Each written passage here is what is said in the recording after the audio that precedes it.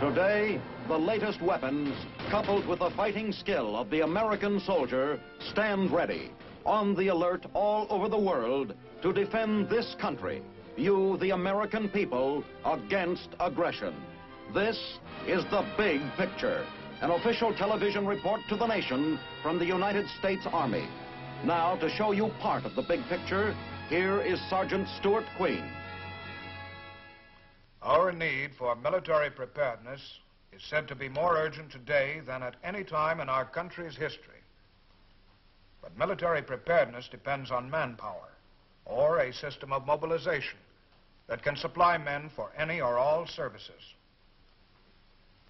At times, it seems as if new and powerful weapons are making the individual soldier less important. Our military experts say this is not so. Experience has taught them that an increase of weapons always increases a need for men. Men have become more important in modern warfare because not only is there a need for great numbers of them, but more training is required to give them the knowledge and know-how to operate our complicated weapons. Through a selective service system, we are trying to mobilize in peacetime for any eventuality. Since Korea, selective service has delivered to the Army approximately 2 million men.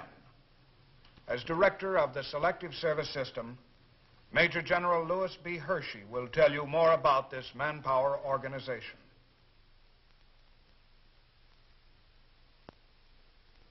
Throughout history, arguments between nations have resulted in wars. Our own country has fought in a major war on the average of once every 22 years. Since war's basic need has always been manpower, nations have had to mobilize their manpower in order to wage war. The Congress has declared that an adequate armed strength must be achieved and maintained to ensure the security of this nation. The Congress has further declared that in a free society, the obligations and privileges of serving in the armed forces and in the reserve components thereof should be shared generally, in accordance with a system of selection which is fair and just and which is consistent with the maintenance of an effective national economy. The selective service system, in accordance with law, and benefited by the experience of manpower procurement through our history, has established methods of operation. It is with these methods that we wish to acquaint you how they work and what effect they have upon you. These are young Americans, selected as being qualified to fulfill a military obligation established by Congress. This obligation is 8 years in length and covers all physically fit young men in the nation. Normally, a minimum of 2 years must be spent on active duty. When this time must be spent depends on a man's age and his eligibility for deferment. These are draftees, the final product of our selective service system. They've had 2 weeks training in the United States Army. But even after that short period of time, they're beginning to look, act, and in some cases, feel like soldiers. We've heard why they're here, but how did they get here? Who selected them? Why were they selected? And how do they feel about it? Man, am I beat. I think secretly they're having us test these shoes to find out how quickly they'll wear out. The way I feel, it's going to be me first. You better cheer up. The worst is yet to come. This place is driving me nuts. Walk, walk, walk. I've lost 2 inches since I've been here. Every time I think of those greetings, I get teed off. Mine came on an engraved card. How about yours? Sure, with a black border on it yet. I wouldn't mind so much if there were a war going on or something. But this business, here we are, and everybody in civilian life is taking it nice and easy. Well, not everybody. Most of them, anyway. There I was, all set to get going for myself. And then they put the finger on me. Now what? 2 years and nothing. Well, I'm in the same boat, and I guess just about everybody is. But I don't mind it too much. I don't think time in the service ever hurt anybody. No, except like a hole in the head. By the way, what army are you recruiting for? No, I'm serious. It all depends what a guy tries to get out of it. And as far as coming in now, what's the difference? You still have to come in sooner or later. You could get a deferment. That's what I should have done. Yeah, but you still have to come in sooner or later, no matter what you do. What do you mean? I know guys who got them for school and for work and have still got them as far as I know. Sure, but you see, a deferment is good for only 1 year, and then you have to ask for it all over again. And if you haven't got a good reason, they'll take it away from you. You can get them renewed. Keep doing that, pretty soon you're 26, you got it made. You see, a deferment is given only if the draft board thinks it's better to let a guy keep on with what he's doing. And suppose you think about this. Once you get a deferment, you're liable for the draft until you're 35 instead of 26. Is that right? Yep. Well, I told you that when you went in to register. At least that's when I found out. Up until then, the only thing I did know was that you had to sign up within 5 days after you're 18, no matter what. If you don't, you're liable to get picked up for being a draft dodger. Knowing that, I thought I'd be gone for I could say aye, yes, or no. But I soon found out that they can't draft you until you're 18 and a half. That is, unless you want to go sooner and volunteer. Top people in each community, your neighbors, are picked to be members of the board that classifies you. They're familiar with the needs of their town or city, and therefore know best when it comes to deciding what selections and deferments should be made. This, plus all the authority given local boards by selective service law, makes it easy to consider each case individually. About 85% of the people with selective service are not paid. They feel you can't put a price on being patriotic, and that's what it is. Because none of them have to do the job if they don't want to. Selecting people, some of whom may be friends, neighbors, and even relatives, especially in time of war, is tough. It's an honor, too, since members are appointed by the president on recommendations from the governors. Even foreigners have to register for the draft. Some may not choose to serve, a choice given them through our treaties with their native countries. But if they don't, they can't become United States citizens. Yes, that's right. Generally, after aliens have resided in the United States for 6 months, they're required to register under the Selective Service Act. Now, if you'll sign, please, here. Yeah. There, that about does it. Now, in several days, we'll send you this registration certificate. Now, you must carry this with you at all times. Most of the boys put it in their wallet. Now, when you receive it, you will notice there'll be a number on the back of this card.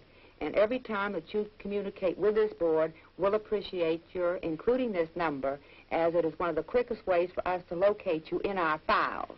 Now, I mention this because regardless of where you move, you're always going to remain a registrant of this local board. You mean if I move to another state, I have to come all the way back here to do something? No, that won't be necessary. You can go to the nearest local board, and they'll work with us on it. Then we will send you very soon a classification questionnaire. Now, you'll fill that out and send it to us in 10 days. Now, on the basis of the information in this questionnaire, the local board will classify you. Now, if you desire to submit anything else that you think that would help the local board in properly classifying you, you may do so. Now, every time you move, you must notify us of your change of address. And any time that you have any questions or any problems that you think we can help you with, you come in and see us. Now, if you're classified in Class 1A, the local board will notify you where and when to appear for your pre-induction physical examination. If you're found qualified, our local board will notify you. Then you'll be placed on a list in this local board according to your age with the other available men in this local board. The age merely establishes your priority in relation to the other available men in this local board. The top man is the first one to go when we receive our next call. Oh, I'll be 1A, okay. But what are some of the other classes? Well, now, I have a list of them here. Maybe you'd like to see it. Now, here we have Class 1A. Those are the registrants who are available for service. Then we have the Class 1AO. Those are the registrants who are morally opposed to serving in the armed forces in a combatant capacity, but are willing to serve as long as they don't have to fight. Conscientious objectors, you know. Then we have Class 1C.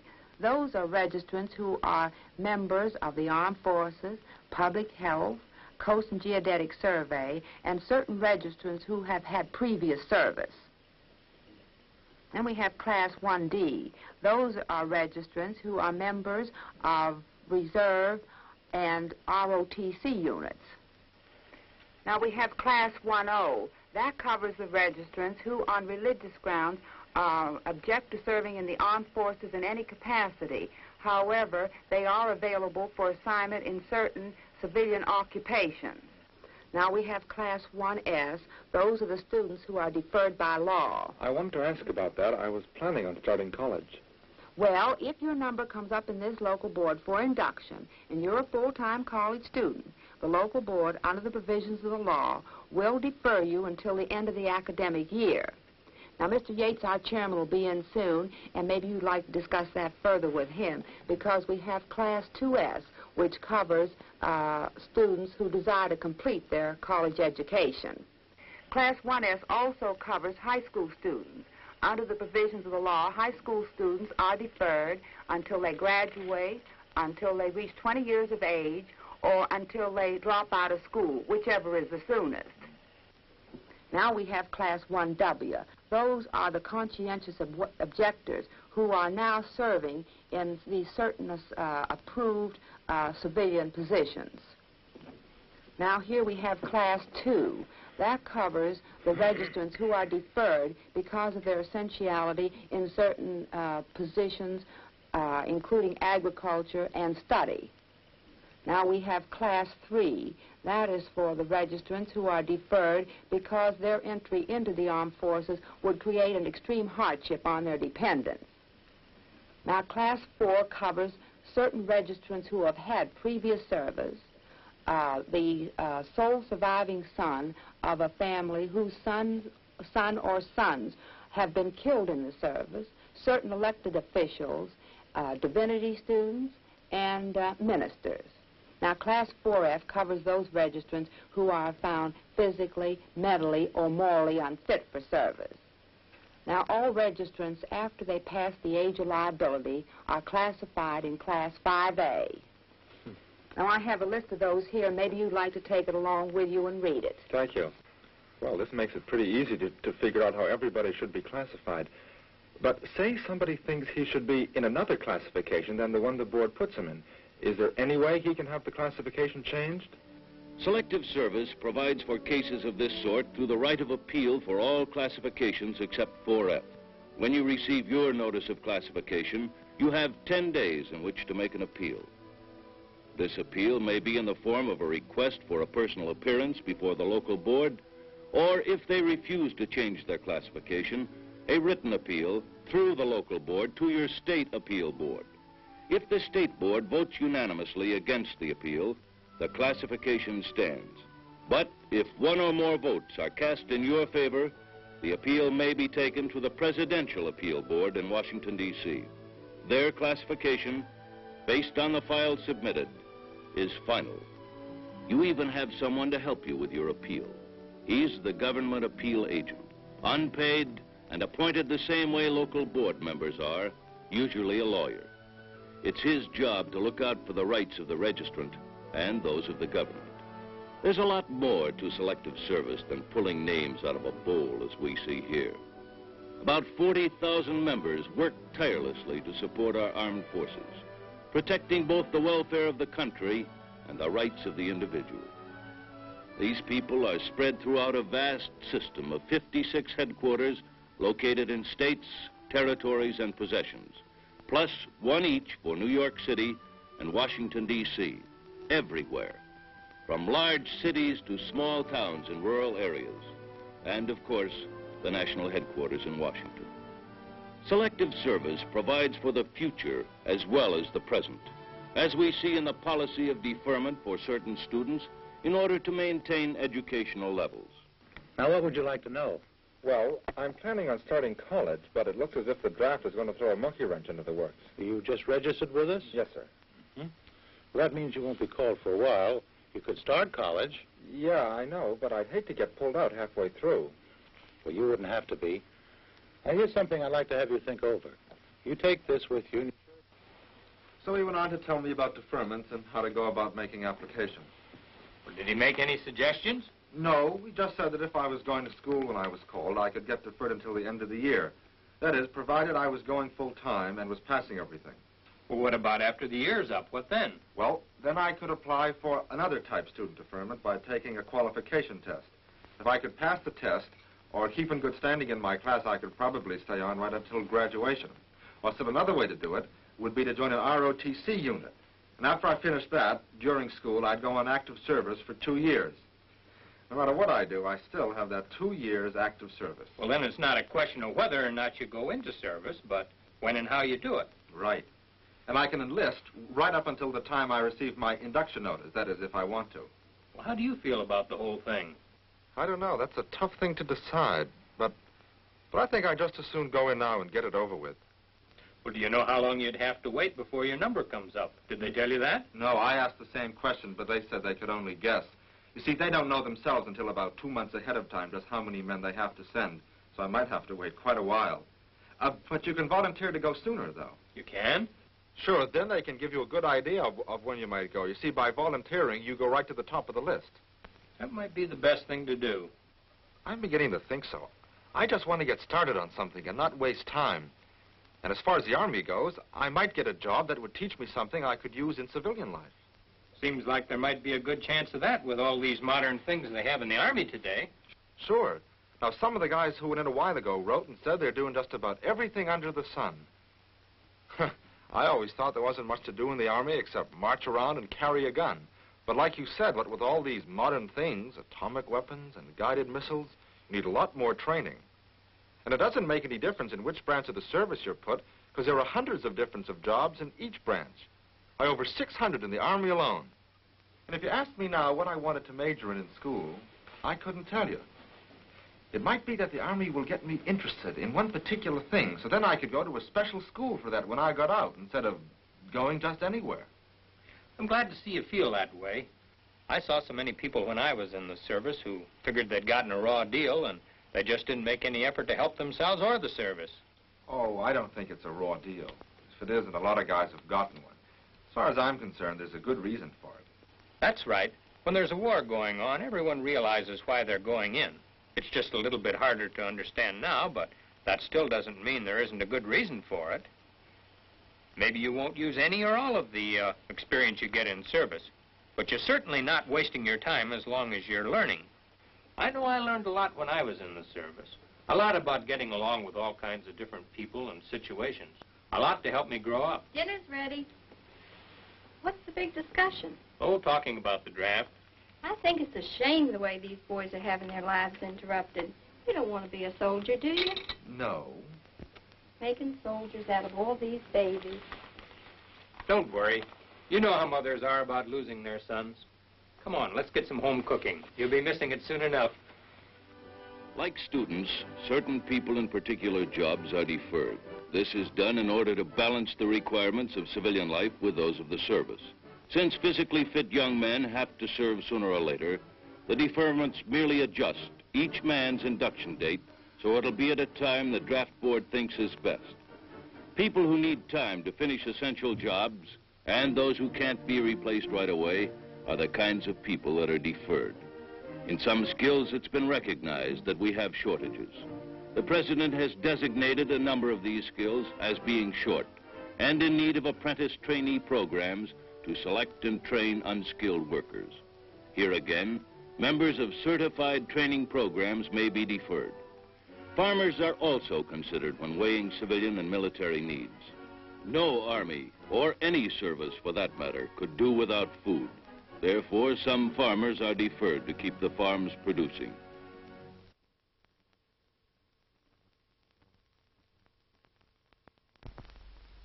What all these deferments boil down to is that during a man's period of liability, he'll be used when and where he can do the country the most good. Notice in hand, I reported for my pre-induction physical. There was a good-sized group there. The first thing they did was to tell what we'd have to do during the day. We discovered what they mean when they say, in the Army, it's hurry up and wait. Seemed like most of the day was spent in lines waiting for something to happen. But actually, by the time the day was over, we'd accomplished a lot. To begin with, we took our mental test. It was one of those multiple-choice deals. A pretty interesting test. Current events and practical application of things I'd learned in school. I wondered to myself, what would happen if I failed it? I know the Army doesn't want morons. But when it came right down to it, I tried just as hard as I could, and it seemed as though everybody else was doing the same thing. After everybody finished, the papers were passed in, corrected, and the marks read off. I got a fairly high mark, which surprised and pleased me. Once we finished that, we lined up for our physical examination. They certainly gave us a thorough physical. They carefully checked everything I could think of and more. Eyes, ears, heart, lungs. By the time I got to the end of the line, I felt as though I was in pretty good shape. And so did they, for they said that as far as the Army was concerned, I was physically fit. You know, right now, the Army is the only one that is taking draftees, but all the services can and did during World War II. When lunch was over, we went back to finish up the processing, which consisted of filling out some papers, loyalty certificates, and so forth. About mid-afternoon, we were through, and they let us go. Outside, a bunch of us got together and decided we would like to volunteer to go right away. So off we went to the draft board. And down at the draft board, they had us all sign volunteer statements and told us that they would let us know as soon as possible when we were to go. Sure enough, I got the notice in a couple of weeks. Since I was waiting for it and was all set to go, I was happy when it came. But Mom and Ann's my girl, were upset. They make you feel like you're going away and never coming back. They mean well, but they just don't understand sometimes. It's true. I didn't understand. All I could think about was that it was unfair to me. I complained and I was sullen, but thank heavens Bill is a clear-thinking, wonderful guy, and he finally got it through my foolish head that thanks to selective service, he was going to benefit, the country was going to benefit, and so was our future, Bill's and mine. They even had a party thrown for me. All the gang was there and we had a great time. Although I couldn't help feeling a little sad, because I realized that I was leaving something that I could never quite come back to again. A lot like moving away from your old neighborhood and leaving all your friends behind. Oh, I'd been to parties of the same kind for pals of mine who left before. But it sure makes a difference when you're the guy that's going. I guess it's times like that when you realize you're growing up. And it hurts a bit. Well, time was short after that, what with saying goodbye to friends and relatives and getting things in shape to leave. I said goodbye to the folks at the house the morning I left and went down to where we were supposed to meet by myself. Well, I hate goodbyes, and I didn't like the idea of doing it in front of everybody. And as it was, most of the fellas did the same thing. Some of the members of the local board were there to see us off. I thought to myself, they must have seen a lot of fellas leave here month after month, some that didn't come back. Theirs is not the easiest job in the world, by a long shot. It was only a short ride to the induction center where we had a quick physical inspection, and then we were sworn into the Army. I'll have to admit I got a funny feeling when we stepped forward for the swearing in. I guess I just felt this was it. I was finally in the Army. There was an Army sergeant there, a nice, pleasant-looking fellow, not much older than myself, but there was no fooling around when he hustled us onto the bus. It wasn't far to the Army camp, and I realized as we entered the gate that selective service had done its job and delivered us, signed and sealed. So here I am after 2 weeks training. I still feel pretty much like a civilian, but I'm beginning to feel a lot like a soldier, too. That's to be expected. Feeling like a soldier. Not only feeling like one, but looking like one, acting like one. For the Army has a great and dedicated interest in every one of its men. It gives them the best that American resources can offer. In clothes, he's the representative of good taste and appearance. In food, it may be K-rations in time of battle emergency, but the soldier at all times is sumptuously catered to by dietitian, cook, and the quartermaster general. In health, the Surgeon General's vast staff of specialists keep him fit.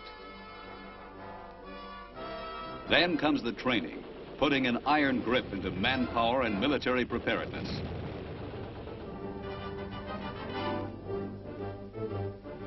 In today's Army, so great is the need for excellence that to be adequate is not enough. A man must be good.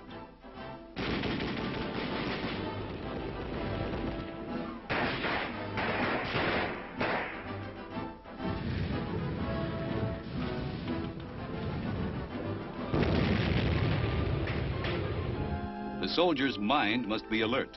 He must reason. He must figure. He must be an individual, not just a mechanical cog taking orders. And that calls for mental as well as physical development. Maybe all the things that the American soldier expects out of the Army don't materialize, but this much he can depend on. He can depend on becoming a vital part of his country's strength. He works, he learns, and he plays.